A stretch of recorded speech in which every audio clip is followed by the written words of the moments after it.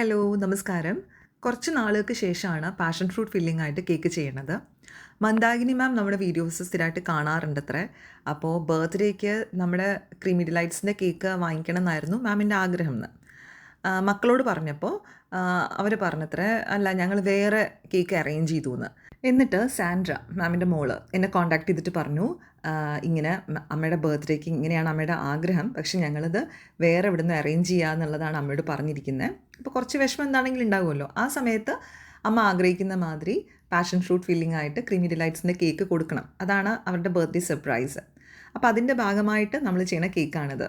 നല്ല ഫീഡ്ബാക്ക് തന്നിട്ടുള്ള എല്ലാം കൊണ്ടും വളരെ ഹാപ്പി ആയിട്ടുള്ള വർക്കായിരുന്നു. പലരുടെയും മെസ്സേജും കോളൊക്കെ വരുമ്പോഴാണ് അവർക്ക് നമ്മുടെ ഒരു കേക്ക് വാങ്ങിക്കുക എന്നുള്ളത് വലിയൊരു ആഗ്രഹമായിട്ട് അവരിങ്ങനെ കുറേ നാളായിട്ട് കൊണ്ട് നടന്നിട്ട് അതവർ ഫുൾഫിൽ ചെയ്യുകയാണ് എന്നൊക്കെ കേൾക്കുമ്പോൾ ഇതൊട്ടും ബ്രാഗ് ചെയ്ത് പറയുകയല്ല. ഇത് കേൾക്കുന്ന എനിക്ക് ഭയങ്കര സന്തോഷമാണ്.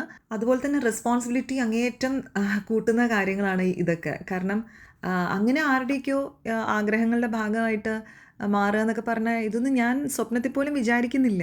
ഒരു കുട്ടി, ആളുടെ പേര് ശില്പ എന്ന് മറ്റാണ്, കൊടുങ്ങല്ലൂർ. പേര് ഞാൻ മറന്നു പോകാൻ സാധ്യതയുണ്ട്. അപ്പോൾ ശില്പ അല്ലെങ്കിൽ സോറി കേട്ടോ. അപ്പോൾ എന്നോട് പറഞ്ഞു കുറേ ആയിട്ട് കേക്ക് വാങ്ങിക്കണം എന്ന് ആഗ്രഹിക്കുന്നുണ്ട്, പക്ഷേ ഇവിടെ നിന്ന് പെട്ടെന്ന് കിട്ടുന്ന കാര്യമല്ല, കുറച്ച് ഡിഫിക്കൽട്ടീസ് ഉണ്ടല്ലോ, ഇത്ര ദൂരെയല്ലേ. അപ്പോൾ ജോലി കിട്ടിയിട്ട് ആദ്യത്തെ സാലറിയിൽ കുറച്ച് കാര്യങ്ങൾ ചെയ്യുന്നതിൽ അതിലൊന്ന് നമ്മുടെ നിന്ന് കേക്ക് വാങ്ങിക്കുകയാണ് അത്രേ. അപ്പോൾ അങ്ങനെയുള്ള മെസ്സേജ് വരുമ്പോൾ, അതേമാതിരി ഇന്നലെ ഫാത്തിമ ഷഹീൻ ഫ്രം പെരുമ്പിലാവ്, ഇന്നലെ അവിടേക്കൊരു കേക്ക് എനിക്ക് അയക്കാനുണ്ടായിരുന്നു. ഇത്ര ദൂരേക്ക് കേക്ക് പോവാണ്. അതുമാതിരി ദൂരേക്ക് ഒരുപാട് 4-5 മണിക്കൂർ ട്രാവൽ ചെയ്യുന്ന സ്ഥലങ്ങളിലേക്കൊക്കെ കേക്ക് ഡെലിവറി ഉണ്ടായിട്ടുണ്ട്. അങ്ങനെയുള്ള ഒരുപാട് അനുഭവങ്ങൾ.